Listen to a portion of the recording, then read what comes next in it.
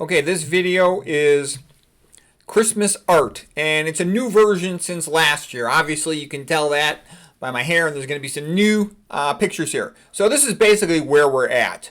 The world is trying to decide, is it going to restore Christian ethics, or is it going to accept atheistic Darwinism and all the evil that goes with that? And unfortunately, atheistic Darwinism is winning in a big way, and unless things get better, it's heading in that direction. So part of what this is about is just to remind you what the great Western Christian tradition is, how magnificent, how spectacular it is, how beyond everything else it is. I heard people criticize Christianity and Western civilization when I was sort of in medical school and residency, and I didn't really have time to study. Then I got a little bit of time, and I studied it, and I'm like, oh my God, it's the greatest thing that ever happened to mankind by a factor of 10. It's so magnificent, it's unbelievable.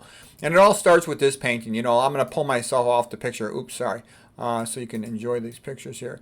So basically, right in the beginning of the Bible, you know, mankind is created in the image of God, and therefore mankind himself is a little bit like God, part divine, but we're also part beast, so we can be a creator too. It's a rational universe. That's why Christianity invented the modern scientific method, because it says that the world is rational. It's not like that, you know, India, Maya business about you can't understand the world. Buddhism, you can't understand the world. No, Christianity says we can never understand it like God, but we can try.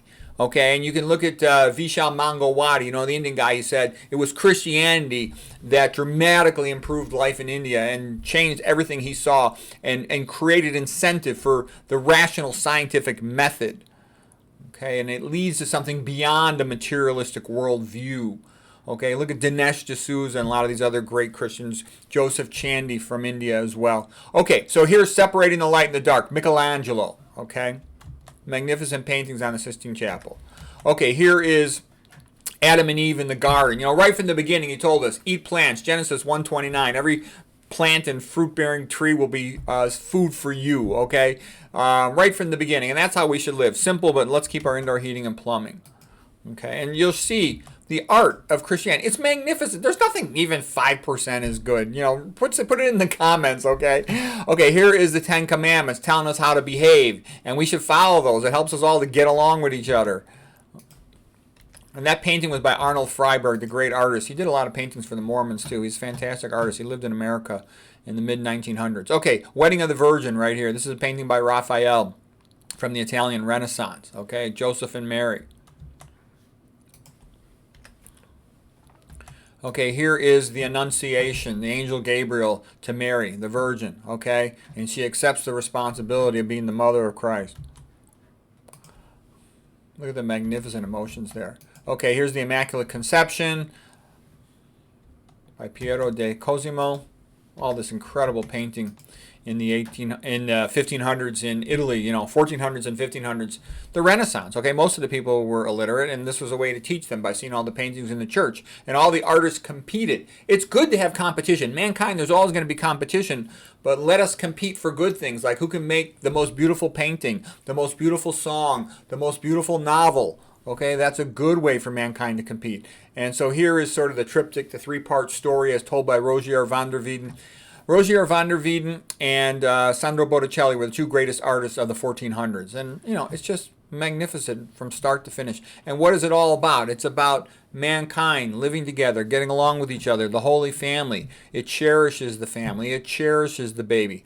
Look at modern mankind. It's the opposite, where we've let ourselves go with atheism, okay? So look at this. Here's Christianity. It celebrates the birth of the baby. The birth of the baby and the wonderful nobility and goodness of the family. That's the high point of life, okay? Look at modern pop culture, atheistic Darwinism. It celebrates abortion, the exact opposite. It wants to destroy the family. Christianity says, be fruitful and multiply. Modern atheistic Darwinism says, we must reduce the population numbers. It's the exact opposite. Okay. All right, so the Song of the Angels with Madonna and Child, the real Madonna, you know, the Virgin Mary. And you know, it's a natural, beautiful thing, raising a child from its birth, okay? And look at the sort of the innocence, the beauty, the goodness of all this. And this is the life that's possible. Christianity just generates this. Look at these artists, same guy, William Bouguereau, that he would want to make such beautiful paintings. It just says, you know, life is the quest for the goodness, and there's always going to be some evil and badness, and we must try to prevent it. But there's this aspiration to the sublime, the transcendent. It's more than just make some money, get a job, have fun on the weekend. That's what atheistic Darwinism leads to. It leads to cruelty. It leads to, you know, all kinds of things you don't want. Okay, here's another painting by Sandro Botticelli, 1478, Madonna of the Lilies. And you can see, look at how human that face is. That looks like a young mom who's a little bit tired, and the baby's got a lot of energy, okay? And the whole thing's just beautiful. Okay, here's another Madonna Magnificat, and this is another one by Sandro Botticelli. And it's just elegant. It's sublime. And Christianity just does this over and over. And the paintings I'm showing you here, they're masterpieces. But for every masterpiece, there's 100 great paintings. And for every great painting, there's 1,000 good ones in Christian art. It's spectacular. Okay, here's the Mystic Nativity of Sandro Botticelli. And I wore my good tie today to work, so I can't wear it right now. But it had the colors of Christianity. The white for faith, the green for hope, like the resurrection, like the green growing plants in the springtime, and then the red for love. It's also called for charity. Also, you can translate that as love, and that's what Christianity is all about: faith, hope, love, and charity. Okay, I mean, these are the high points of mankind. Don't let anybody tell you any different. We're either going to go back to Christian ethics, or we're going to be stuck in atheistic Darwin slave labor camps. Okay, that's the only way it could go. Okay, fine. You like Buddhism? Fine. You can do it, you know, as a hobby, but that can't stand up to atheistic Darwinism. There's only two forces in this world that can determine the future of mankind. We're either going to go to atheistic Darwinism, as we are headed on the highway at 100 miles an hour, or we're going to revert to Christian ethics, okay? Christian ethics welcomes everybody. Anybody can do whatever they want, practice whatever religion they want, and still fit into the context of Christian ethics, okay? It doesn't demand people give up their religion or their other stuff, okay? It's the Christian ethics principle I'm talking about. I'm not talking about following some dogmatic view of one individual church. They're not the same thing. We're not going to get into all that right now. What I want to talk mostly about here is the Christian art. Okay, look at the Adoration in the Forest by Fra Filippo Lippi. Okay, and this was a magnificent thing too about the Italian Renaissance. You know, the priests, the members of the seminary, they could be painters. And in Italy, it was a cool thing to do, to be a painter. And again, the competition amongst the Renaissance painters led to one magnificent work of art after another. You know, each church had wanted to show off how beautiful its art was. And what a great way for mankind to sort of compete with each other and help each other and teach each other. Okay, here's Sistine Madonna and Child by Raphael. And I know a Lady Doctor looks exactly like that, okay? Totally reminds me there. And then these angels down here, they were actually used for the one of the covers of the Van Halen records. I used to listen to Van Halen a lot in college. Okay, the Holy Family, Doni Tondo, round painting here by Michelangelo. Look what a magnificent painting this is. And he was obviously a much better sculptor than a painter, but it's magnificent.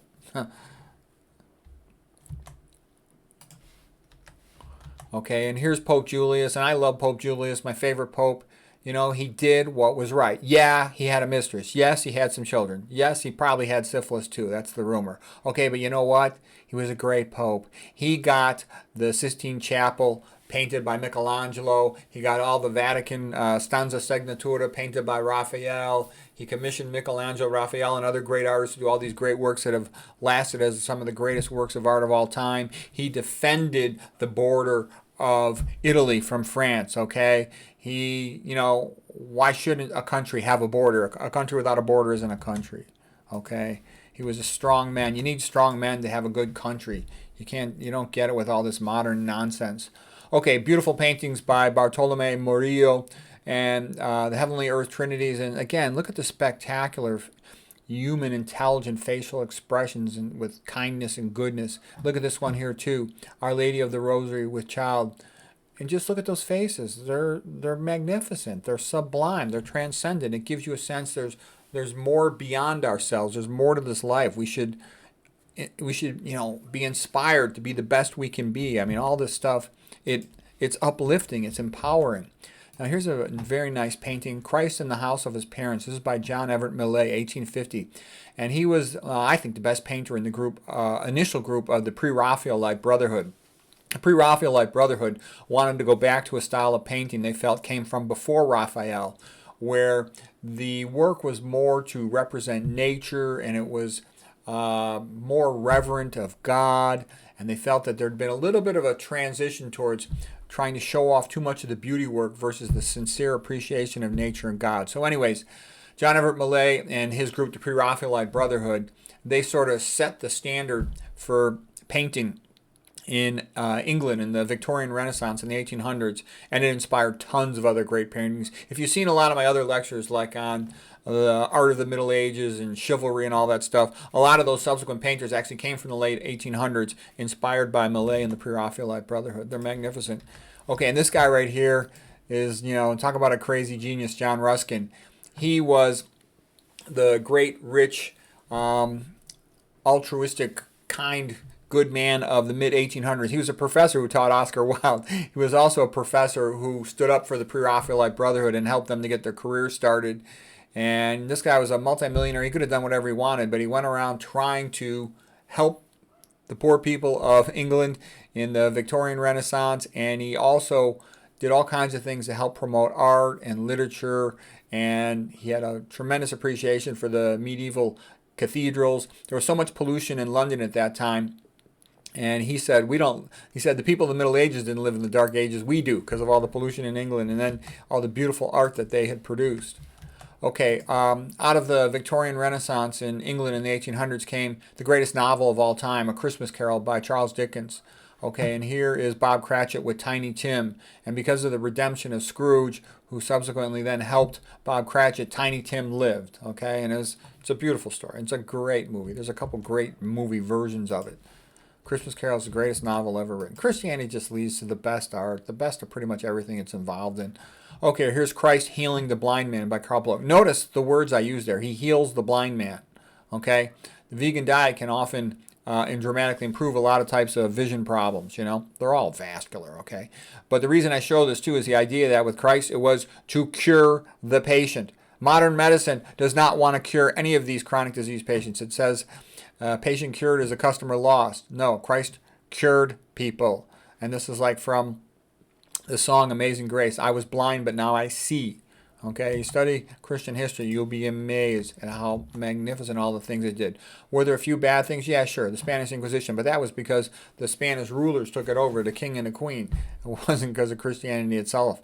It's not perfect. There's been mistakes, and the organized church has done things that I wouldn't be proud of. But all in all, the Spanish Inquisition led to the death of maybe about 2,000 people over the course of 400 years, run by the king and the queen, versus look at Soviets in the 1900s.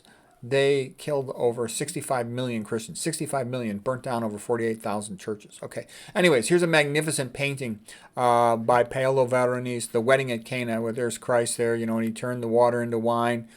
And it's just magnificent. And this is sort of the joyous abundance that comes out of living in a Christian style where people are nice to each other and there's peace. And you also want laissez-faire capitalism. You also want other things that solidify their people's rights, like the good old Constitution. Okay, Christ's Sermon on the Mount. Okay, and then one of the big things Christ made that was a big improvement over the Old Testament was the emphasis on forgiveness. Give people the benefit of the doubt. Give them another chance. Love thy neighbor, so to speak. As love them as I have loved you. Okay, so that was a big contribution to society. He didn't say go and be a jerk, after the lady committed adultery. He said go and sin no more. Don't do it anymore. But still, this idea of forgiveness, instead of the Old Testament's a little bit eye for an eye, tooth for a tooth. But the Old Testament tells you a very valuable lessons. Don't turn your back on God, because if you turn your back on God, he'll turn his back on your society and you'll be pushed into slavery. That is the pattern over and over again of the Old Testament. And unfortunately, we haven't learned it, and it looks like we're headed back into slavery. And once you're in slavery, you can't do all this fun stuff. All this fun stuff is a bunch of trinkets to distract you till your freedom's taken away from you. Okay, this painting is Behold the Man, Ecce Homo by Antonio Cesari from 1871. And this is an important thing happening right now in society. So Pontius Pilate put Christ before the crowd, and he asked them, who will you save? And who will you crucify? Should we save or crucify Christ or Barabbas? Barabbas was this, murderer, evil guy. All right, so the crowd has a choice. And I think all of us here today in this audience will have a choice. Are we going to stand up for goodness, or are we not going to stand up for what is good and what is right?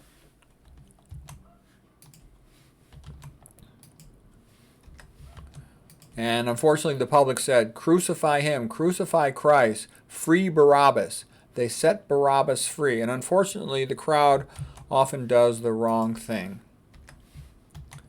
And then Pontius Pilate just washed his hands of it. It wasn't his fault, he says. It was the fault of the crowd.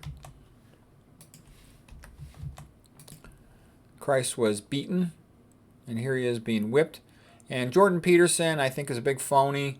And I don't even think he believes in God. And I heard his daughter saying he wouldn't even let her go to church when she was young. But I still think he made a great statement. He said, the tragedy of Christ is the greatest tragedy of all time. The greatest person suffered the worst punishment, and he was completely innocent. Okay, but it's good to sort of have a sense of what this is all about. And here's the Via Dolorosa, the way of the cross. And he's coming forth with the cross, stumbling. You can see an echo of the cross right here in the water, on the pavement, the Holy Spirit. And look at all the guards, pushing the people away. Just following orders, just following orders. That's what people say a lot of times when they do something evil and bad. And here Christ, he stumbles, and he sees his mother. She reaches out to him on the Via Dolorosa.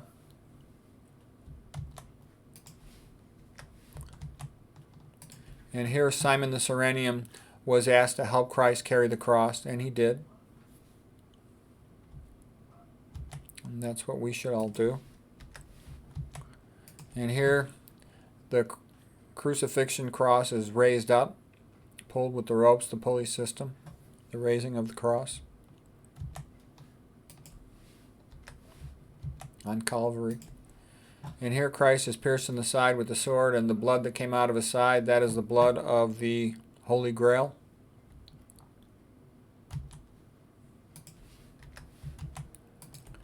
And here he is, this is an angel catching the blood into the Holy Grail, and that is, by a legend, able to heal anyone of anything. And actually, Christ's way of healing is the best one. Eat the vegan diet, get your sleep, be religious, be good to your family, manage your stress.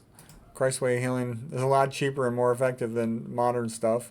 Okay, here's another painting of Christ on the cross and the sadness of Mary, Mary Magdalene. Okay, by Carl Bloch. He's a great artist, and he's not that well known, but he's magnificent. Okay.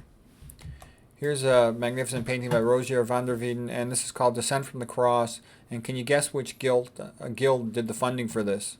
See how his legs are pulled back and his arms are held out like a bow, and his mother echoes his position. This was funded by the Archers Guild. Does that make sense? It's just a magnificent painting. Done in 1435. Again, the Christian art, it's so spectacular. Mary Magdalene weeping and mourning. Okay, his mother, passing out from this. The skull symbolizing Adam and the new Adam, if you will. Man's sin washed away. Here's the statue of the Pietà by Michelangelo. His mother died, Michelangelo's mother died when he was 7 years old, and in a sense, it seems to represent her, and she's so big compared to Christ as well. As he loved his mother and wept and mourned for her and missed her, in that sense, you get a sense of that same picture. And this is the most beautiful statue ever made in the history of the world. It's, again, sublime, transcended, beyond anything. It's just so magnificent. And what did Michelangelo always say? I do everything for Christ. Okay. Oh, I forgot to include Bach in this talk. Bach said the same thing. The greatest composer of all time, the greatest artist of all time, and the greatest scientist, Isaac Newton, said the same thing. So here's the resurrection of Christ. And Christianity holds out that hope for resurrection and also for redemption. It gives hope to mankind. Nobody's fallen so bad that they can't turn things around. Okay, here is St. Peter preaching in the catacombs, And that's the other thing, too. Christianity is a religion of poor people. Christianity says man is created in the image of God, all man, and that's a great honor for the individual. The ruler, just like the rulers in ancient Rome, they want to be considered gods themselves. They don't want you worshiping somebody outside of themselves. Christianity is the friend of the little guy. Don't let anybody tell you anything different. Rulers want to get rid of Christianity because they don't want a religion that says all men are equal in the eyes of God. They don't want a religion that says there is a higher God whom we respect and look to when we take our guidance from, who is above any earthly ruler. And also the idea, like mere Christianity, C.S. Lewis had said, the idea of everlasting life and heaven in the afterlife means that that is much more important than the transient things on this earth. And again, the church and the respect for religion should have a higher priority in society than some temporary ruler, trying to boss everybody around and rip them off. Okay, and here is the picture of Nero, who was the emperor of Rome, like around 64 AD, and basically he wanted some more land to build some buildings for his own purposes, and so he just burned down the buildings in Rome, started a fire, and then later on he blamed it all on the Christians, of course, and he would burn them as torches. And I mean, I don't know about you, but this certainly reminds me a lot of what happened not too long ago in Hawaii. Some prime waterfront real estate. All the properties burned down, the people burned down, scapegoated, and it made worse than it had to be. So anyways, Christianity is the religion of the poor. It's the friend of the poor. And even Nietzsche had said, why should I like Christianity? It's a religion of poor people, of slaves. There should be, he wanted something for aristocrats like himself. He considered himself. And here's the Bible. There's a lot of wisdom in the Bible. You learn a lot. Smart cultures, they study their Bible. They study their religious books. Painting by Van Gogh. Another nice thing about Christianity, this is a magnificent painting, The School of Athens by Raphael. It takes in the knowledge of the earlier ages. It's called syncretic. Syncretic means to be able to absorb what is best of the past and learn from it, okay? So, here is Aristotle, here's Plato. Aristotle's pointing up to the perfect forms in the sky. Aristotle, the biologist, is pointing down to the ground. Let us get our wisdom. And I think something of the vegan movement, like some of the great YouTube channels, having people, teach and everybody wanting to learn, reminds me of the competition of the Renaissance to produce the best art. Okay, and there's some great channels. We're not going to get into all that right now, but there are some great ones, and we've talked about that before.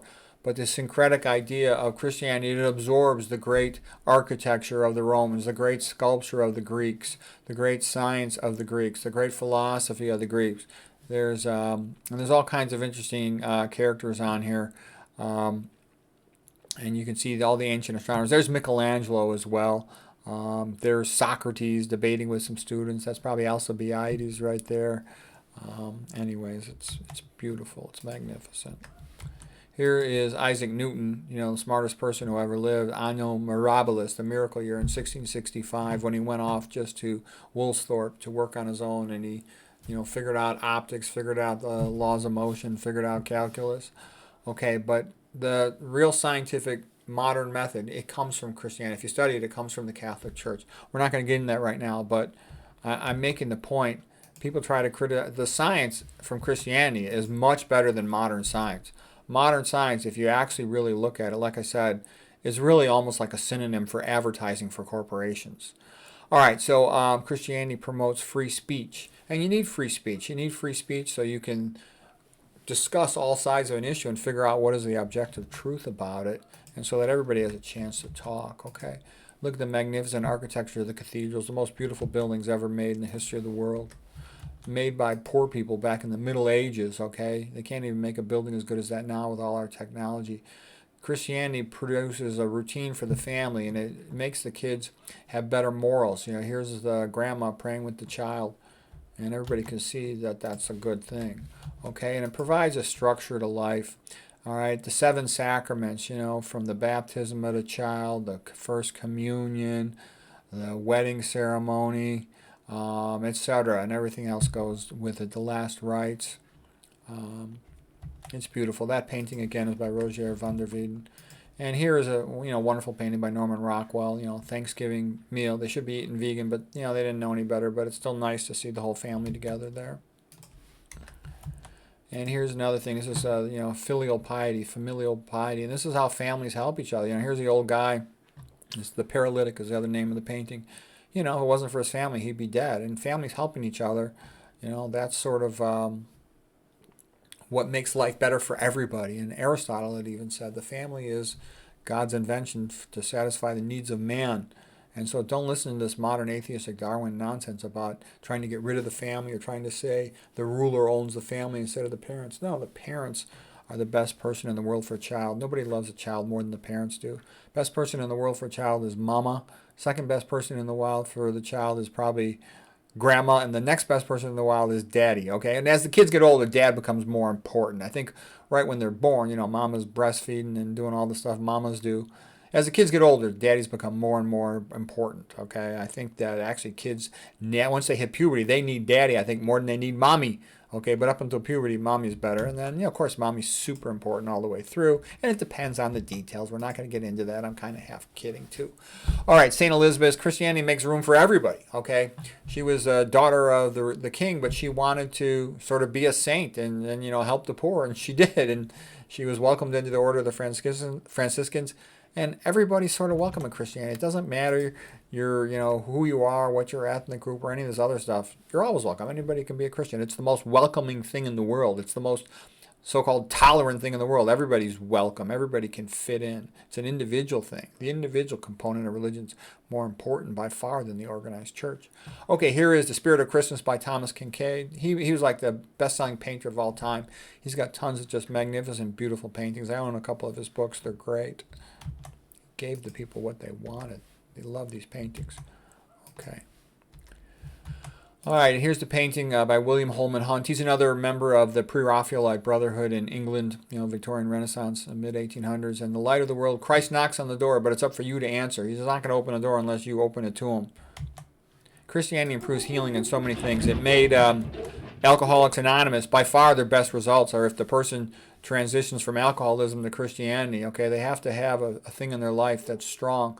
Okay, and I was just making the point, it has the best music. It's 1,000 times better than the music of any other culture. Other cultures, all this multiculturalism stuff is nonsense. There's no other culture that's got 5% as much decent art as Christianity. There's no other culture that's got 5% as much beautiful music or literature as Christianity. That's one of the reasons why I decided not only, I was born a Christian, but to stay a Christian when I had other choices, because it's the best. You want to be a creative artist and scholar? It's the best one. Yeah, people have done some great things from other cultures and stuff, but there's nothing like Christianity. It goes on and on. The music is just so much great stuff. On and on. McCormick, Elvis Presley. Elvis Presley's Christmas stuff, okay? Pavarotti, the best. All that beautiful Italian opera. It's magnificent. It's sublime. It's awesome. And I could barely scratch the surface of all this stuff. And you could fit it into so many different patterns. Wayfaring Strangers, my favorite Johnny Cash Christian song, gospel song. It's just beautiful. He meets his mother in heaven, Someday I'll do the same, okay?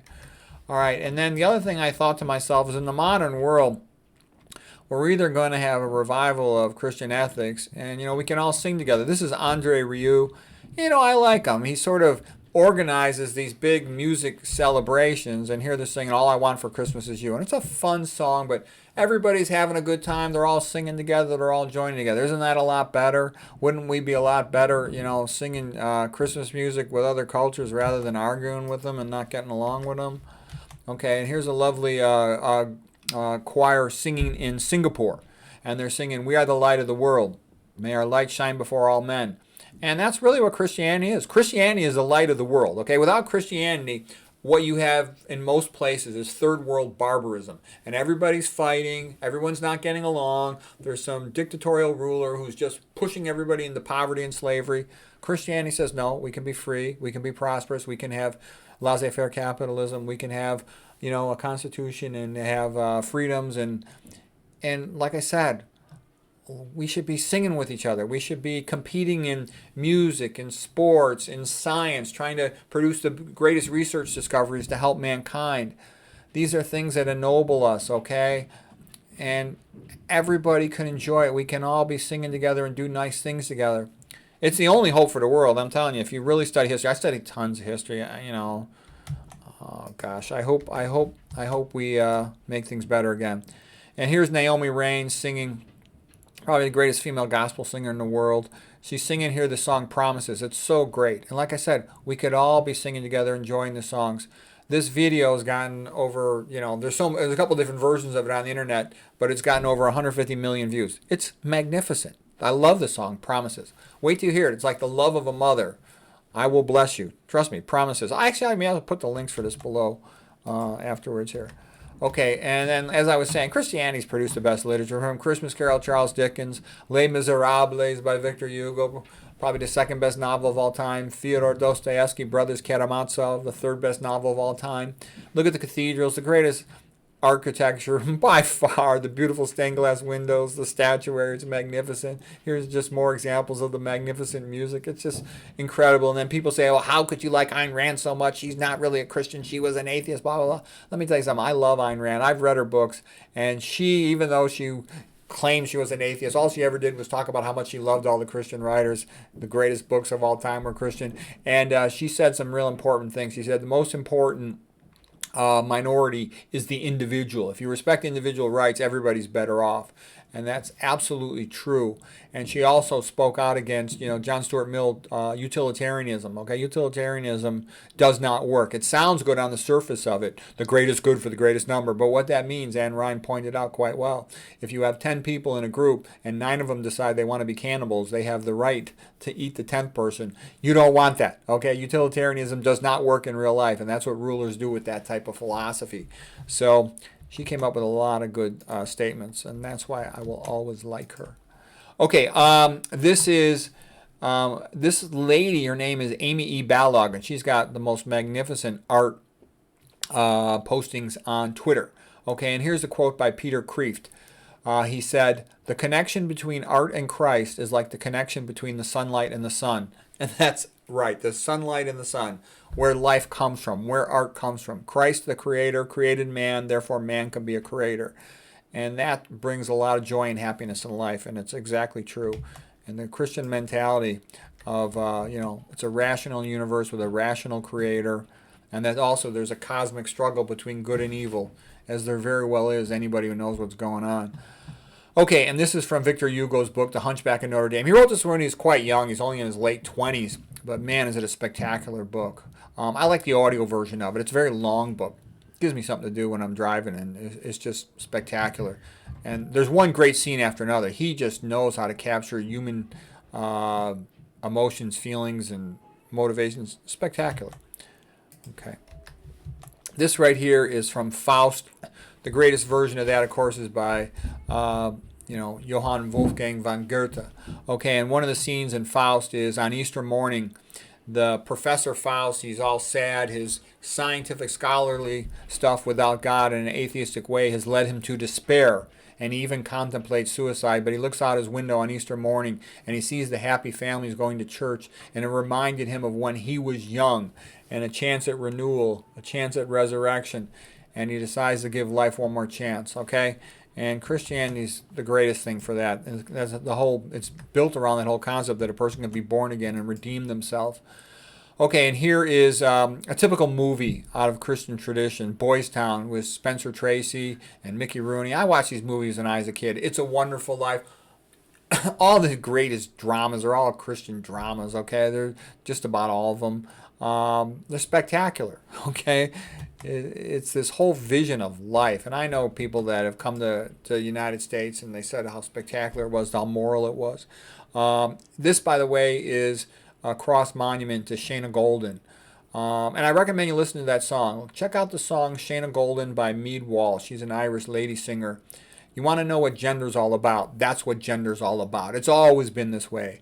The woman is busy with the child, with the baby. Women have always had lots of baby. In the Victorian age, in the 1800s, women would typically have about 10 children, okay? That's pretty routine before, birth control and the birth control pill. And the birth control pill, to some extent, has destroyed society. It's one of the main things, one of the major things contributing to it. Anyway, Shayna Golden, trust me, it's a magnificent song. It's an absolutely beautiful song. All right, and Christianity led to the Declaration of Independence in 1776, written by Thomas Jefferson, standing here, and edited by Ben Franklin and John Adams as well. And that was that man is created in the image of God, and he therefore is entitled to natural rights, including life, liberty, and the pursuit of happiness. Here is Big GW praying next to his horse. This is another one by Arnold Freiberg, the great American artist, who also did a lot of paintings for the Mormons. Spectacular. He did all the paintings for the Ten Commandments movie with Cecil B. DeMille as well. And it's just beautiful. And this is exactly where it came from. The founding fathers were a bunch of devoted Christians. Okay. Thomas Jefferson was too. I've talked about that in a previous lecture. I made a whole video about Thomas Jefferson. What a great man he was. What a great genius he was. They all had in their buildings, in the same buildings where they would do legislation in the daytime, they had all their masses on the weekends. They all prayed there. That was what it was all about. And so they tried to rewrite history. You know, a lot of the elite rulers, they don't want the American people to know the truth. If you go back and read the original historical documents by original historians, America was founded on Christian principles by Christians, okay? That's what it was all about. And this was a typical thing. Them meeting in the same buildings where they worked Monday through Friday, they had their mass on the weekends. And they were all into studying the Bible, and many of them were pastors and preachers. And that's a big part of where the strength of America came from. And America is letting its great institutions fade away. It let the Bible be taken out of school. The Bible should always be taught in school. You can't understand English literature without knowing the Bible. Okay, you can't understand philosophy without knowing the Bible. You can't understand current events without knowing the Bible. And if you think they're not based on the Bible, then you haven't read it, okay? All right, so anyways, you know, we let these good institutions like the Boy Scouts fade away. I was a Boy Scout when I was young. It does a lot of good things. And so we need to try to preserve what institutions we have left, to try to make what institutions we have left be good again, because a lot of them have been corrupted. The Catholic Church has been corrupted. The current Pope is the Antichrist. And I think this painting is one of the best ones to symbolize what's happening now. The name of the painting is lost. The artist is August Friedrich Schenk in 1873. And basically, as the shepherd is saying to the sheep, rally to the cross. Let us help each other. Let us, protect each other. And you got a couple dogs out there protecting them, but the dogs aren't going to last long. The wolves are coming. The wolves are going to pick them off. And I'm telling you, this is probably going to be the worst by far winter in the history of any of our lives. And hopefully we'll help each other and we'll get through it and be okay. It's going to be a rough winter. And if the sheep don't rally to the cross, they're screwed. They're out in the cold with no social support system. And the dogs will do what they can, but it's not going to be as much as they would hope. And here's the Rock of the Ages. Cling to the cross.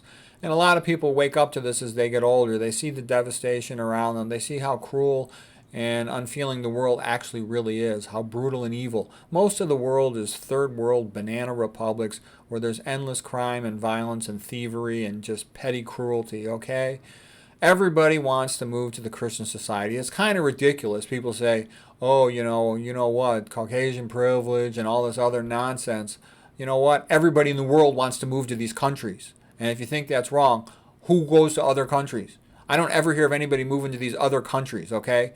I never heard of all these people migrating to these other countries. You think these other countries are good? I know lots of very nice people from these other countries. Lots of nice people from India, but I don't know anybody that wants to move to India. Lots of nice people, from other countries, South America, but nobody wants to move to South America.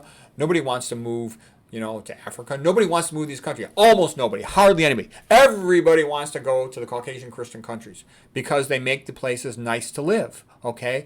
And you can say whatever you want, but that's a fact. Why is everybody flooding their borders everywhere? Because it creates a way of life that everyone wants, okay? And people will complain about the United States, but they don't want to go back to the country where they came from or their parents came from or their grandparents came from. No, they want to be here. Why? Because Christianity made it good. It was Christianity that made what's good about the United States. And as the United States has turned its back on Christianity, it's becoming a third world violent, stupid, lousy place like other places, okay?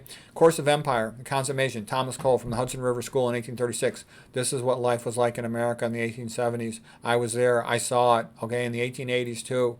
California was so rich you didn't even have to pay for college. Nowadays, California is broke, turning into a third world garbage dump, okay? And here is, a picture from the Church of the Holy Trinity by the French artist Jean Biraud. People are dressed in their Sunday best. It's a beautiful finery. Everybody is getting along well. You can walk down the streets dressed in beautiful clothing, and it's all civilized. We are losing civilization. Do you understand that? Okay, look, just go to some of the other video sites. You get a very sanitized view of the world on this this video site. Go to the other video channels on the internet, and you will see things are rough out there. You can't walk down the street in your Sunday best. No, no, no. It's not safe. Okay, and what I'm trying to say is all this, nonsense like feminism and all this stuff leading to men and women not getting along. Men and women should be helping each other.